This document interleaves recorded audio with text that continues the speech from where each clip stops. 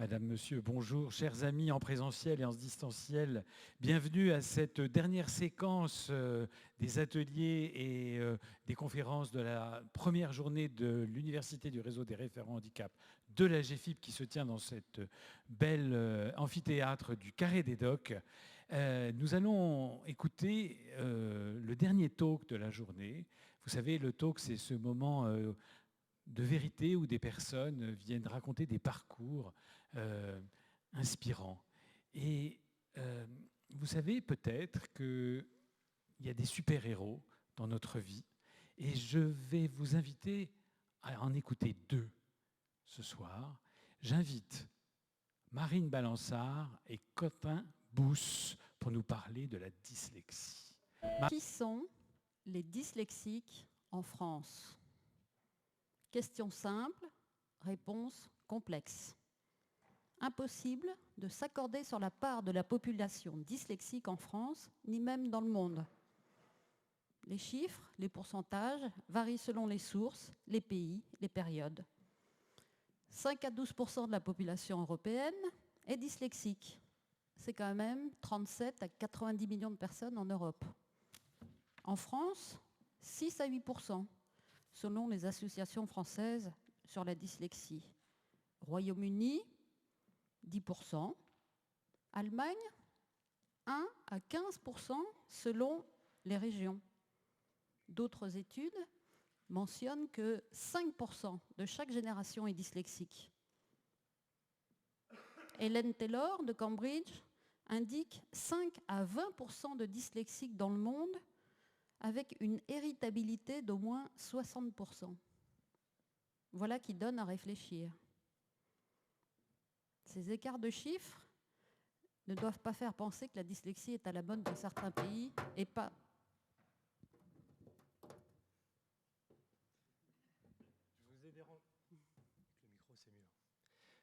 Je vous ai dérangé.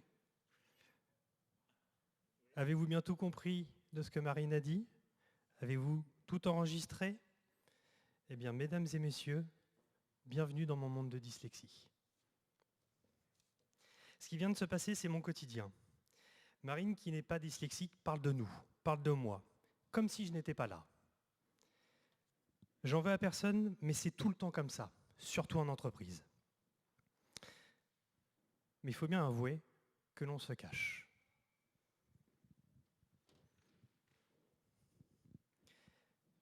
Je suis Quentin Bousse, je suis dyslexique, et avec Marine Balançard, on a écrit ensemble le livre « Les super pouvoirs des dyslexiques en France ».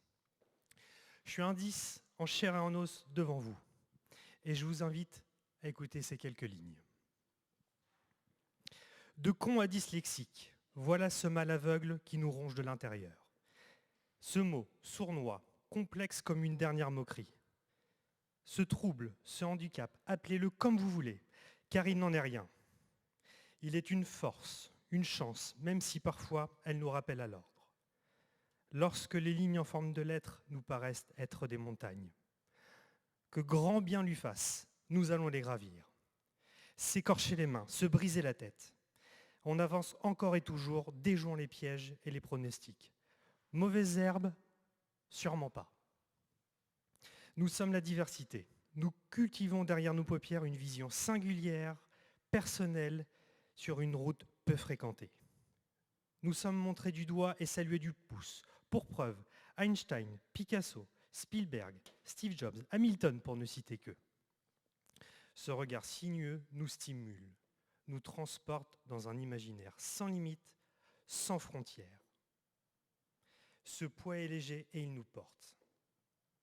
Bienvenue dans un monde aux mille et une portes. Impossible n'est pas dyslexique. Donc après lecture de ces quelques lignes, on va faire un tout petit sondage. À votre avis, en levant la main, est-ce que j'ai écrit ces lignes? Levez la main si vous vous reconnaissez dans ces mots. Levez la main si vous pensez qu'il y a des dyslexiques dans la salle. À part moi. Levez la main si vous êtes dyslexique.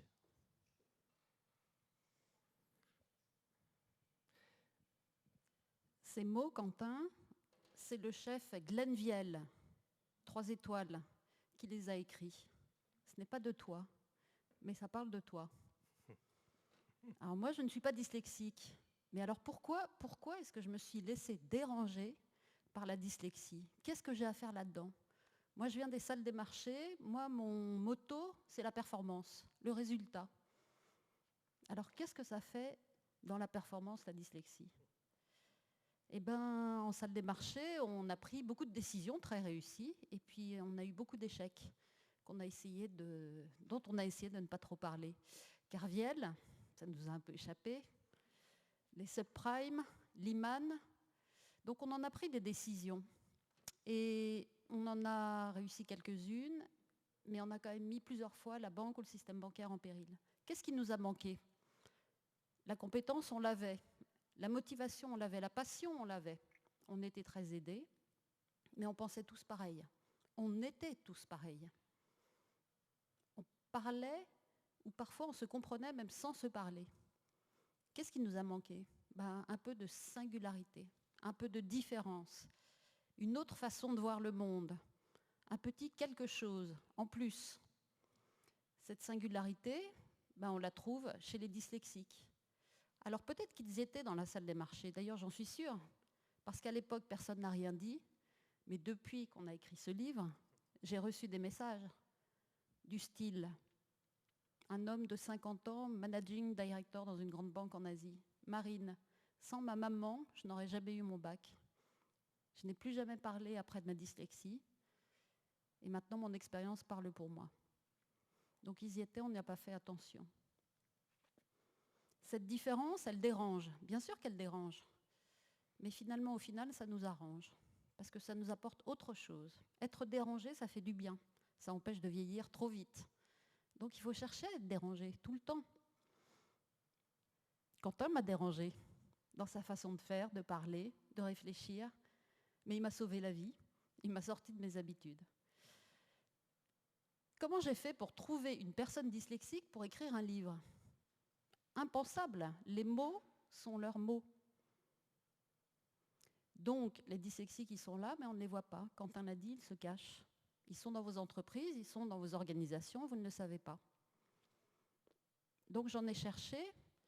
J'étais comme une entreprise qui cherchait à recruter. J'ai dû développer ma marque employeur, me rendre désirable, en quelque sorte. Et j'ai eu 4 ou 5 refus de personnes dyslexiques de coécrire un livre sur la dyslexie au travail. J'étais désespérée. Et je me suis même dit, après tout, s'ils ne veulent pas parler de leur spécificité, de leurs compétences, pourquoi moi, je m'embêterais à aller les chercher, à aller les convaincre? Mais dans un dernière possibilité, je suis partie de Paris à Rouen pour aller à une conférence sur les dyslexiques, en me disant, c'est la dernière fois. J'y vais, j'ai pris ma Golf,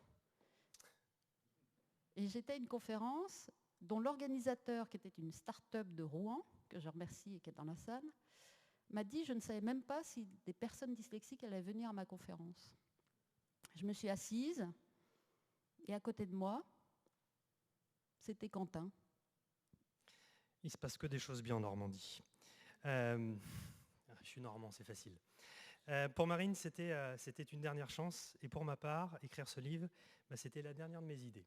On va juste se remettre dans le contexte. La dernière fois que je sors chez l'orthophoniste, avec une main bien sympa sur mon épaule, on me dit « Tu ne seras jamais un crack en orthographe.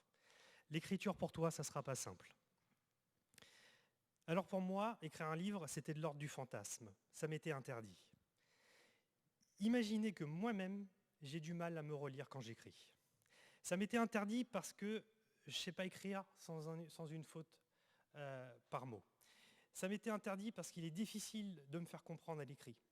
Ça m'était interdit parce que les lettres sautent comme de l'huile sur une poêle chaude. J'ai accepté car ma construction personnelle m'oblige, au vu de mes difficultés, de saisir toutes les opportunités. Et donc, comme dans tous les projets ambitieux, il y a eu quelques difficultés, Marine. Des difficultés, il y en a eu beaucoup. On a eu des problèmes de timing, un rendez-vous à une certaine heure qui était vécue différemment. L'heure, c'est relatif. C'était les vacances aussi. On a fait beaucoup de Zoom, beaucoup de réunions à distance. On a eu des problèmes de compréhension. On a eu des stress générés par des retards. Et j'avais mis, toujours dans un souci de performance, une échéance très courte. Donc j'avais moi-même créé mes propres difficultés. Ouais, comme l'a dit Marine, les difficultés, oui, ça a été le travail à distance. Pour l'écriture de ce livre, on ne s'est jamais vu. Marine étant à Paris, moi vous l'aurez compris, je suis en Normandie, à Rouen, pas très loin du Havre. Ça a été vraiment compliqué. Les WhatsApp, les mails, les Google Drive, c'est pas pour faire de la pub, on est d'accord. Mais pour moi, en tant que 10, ça a été extrêmement compliqué. Les autres difficultés, ça a été de retranscrire par des mots mes histoires, mes expériences, mes sensations, mon vécu. Bien évidemment, le bon vieux syndrome de l'imposteur était là. Pour moi, écrire un livre, c'était pas normal. Et aussi, ce qui a été compliqué, c'était de mettre de l'ordre dans mes idées. Mais il n'y a pas eu que des difficultés, il y a eu des bons moments, il y a eu de la joie aussi. La première joie, Quentin, c'est que quand je t'ai appelé une fois par Teams pour te dire que j'abandonnais ce projet, c'est Quentin, en vrai leader, qui m'a remonté le moral, alors que j'étais au bout du rouleau. Voilà, le livre est sorti, donc ça, c'est une première joie de surmonter ces difficultés. Les joies, c'est la simplicité du travail avec Quentin, l'authenticité. Et puis, je ne sais pas si ça vous est déjà arrivé de regarder une personne qui affronte ses difficultés, qui saute à pieds joints dans ses failles et ses vulnérabilités. Et c'est ce que j'ai vu chez Quentin. Et ça m'a permis moi-même de me reconnecter à mes propres vulnérabilités, celles que je ne voulais pas voir, mes propres failles. Et même, je vous dirais que je n'en ai plus peur.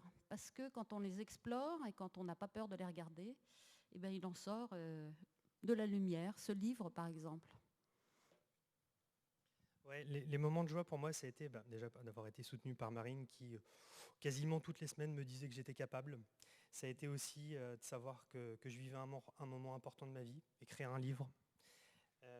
Ça m'a permis aussi de faire le point sur ma propre dyslexie. J'ai, durant ces mois d'écriture avec Marine, plus appris que ces dernières années. Et aussi, il y a une certaine fierté, c'est qu'on est les premiers à avoir écrit sur le sujet des 10 en milieu professionnel, dans les organisations, mais surtout avec ce point de vue positif. C'est vrai que je suis allé chercher quelque chose au-delà de mes capacités habituelles. Je me suis dépassé. Alors, est-ce qu'on a réussi, Marine ? Mais on a réussi, Quentin. On a super bien réussi. Et le message qu'on a ce soir, c'est que si nous, on a réussi, si on a abouti dans ce travail sur la dyslexie au travail, vous pouvez réussir dans vos entreprises. En fait, il n'y a rien qui vous arrête. Les personnes dyslexiques, la bonne nouvelle, c'est qu'elles sont déjà chez vous dans vos organisations.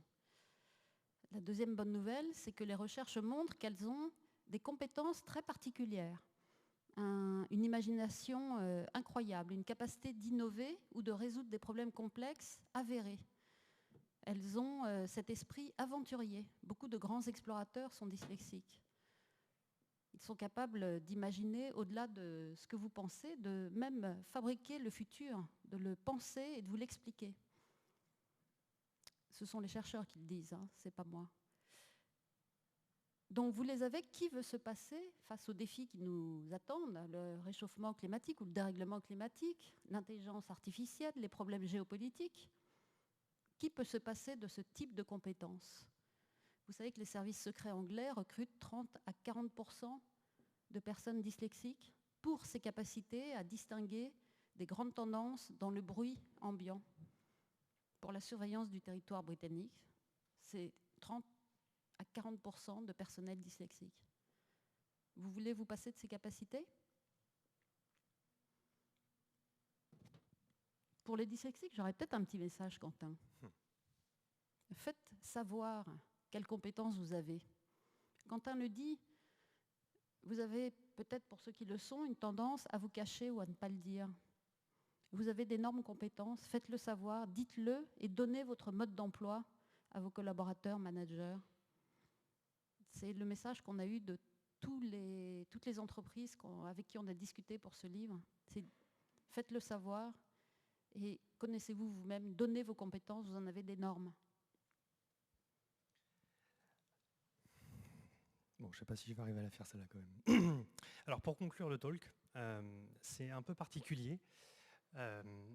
5 minutes avant de commencer, on a reçu une enveloppe. Et on a pris connaissance de cette enveloppe et de ce courrier ensemble avec Marine. Et en fait, c'est une lettre que j'ai écrite dans 20 ans. C'est une lettre que j'ai écrite à ma fille pour son premier jour de travail. Alors, je l'ouvre devant vous et je vais vous la lire.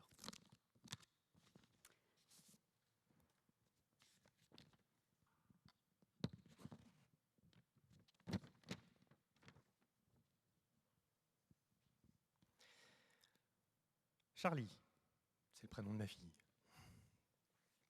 Je t'écris cette lettre sur ce bout de papier pour t'encourager pour ton premier jour dans le monde du travail.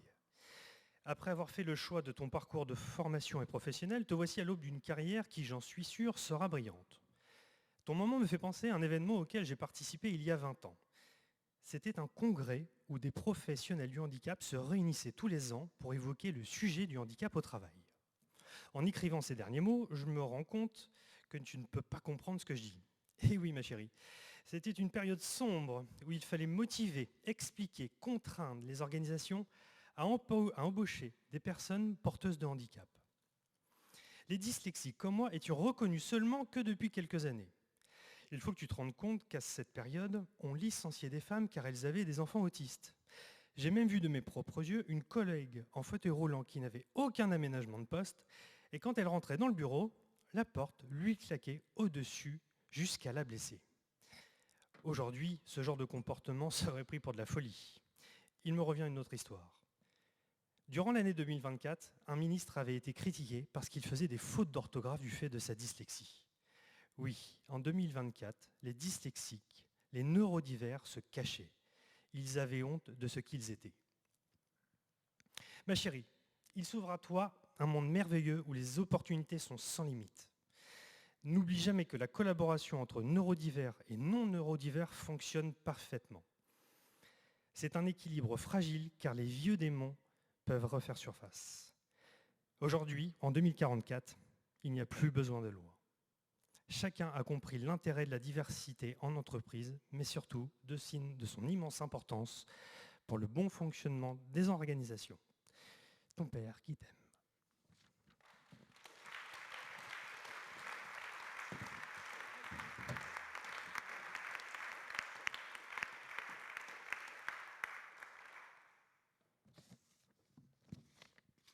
Merci Charles.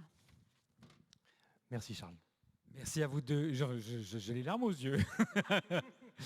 Mesdames et messieurs, voilà nos super-héros de la soirée, Marine Balançard et Quentin Bousse. On les réapplaudit, s'il vous plaît.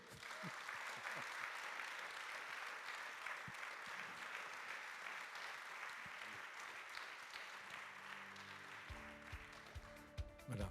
Sorti aujourd'hui du bouquin, le premier jour du printemps. On est en jingle, il n'y a plus personne online, là, c'est bon.